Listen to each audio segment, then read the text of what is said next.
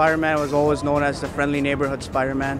I just love that he was always one superhero that I was able to relate the most growing up in New York.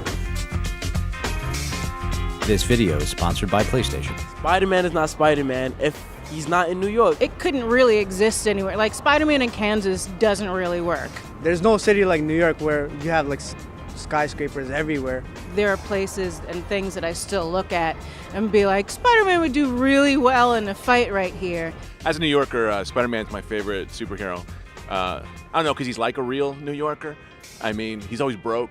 You know, that's kind of great, because I'm always broke.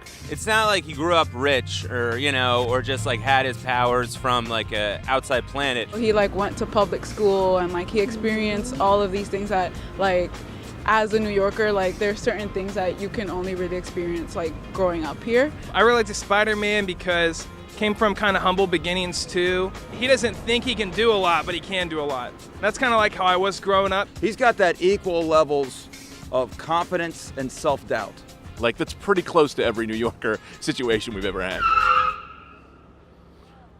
That would have been good for Spider-Man. If Spider-Man wasn't born in New York, I don't think he'd have the grit to know what to do with New York crime. I think Spider-Man's so iconic to New Yorkers because, I don't know, he talks a lot. It was so many of his things. It was being irreverent. It was being quick on his feet. He has that kind of like cool, nonchalant little kid, you know, who's originally from Queens. You always know Spider-Man was born in Queens because he's always got jokes.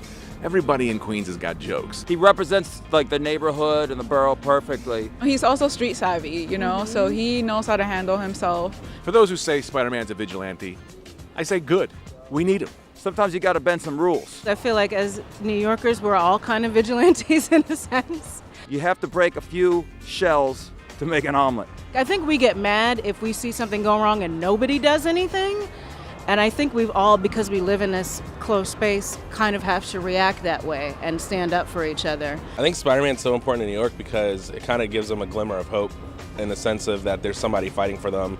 He's a genuine person that wants to do good. He uses his powers to like give back to his community. It feels good to have that underdog story, to have the come from behind, the good guys win kind of thing. Spider-Man is definitely a great role model for like kids.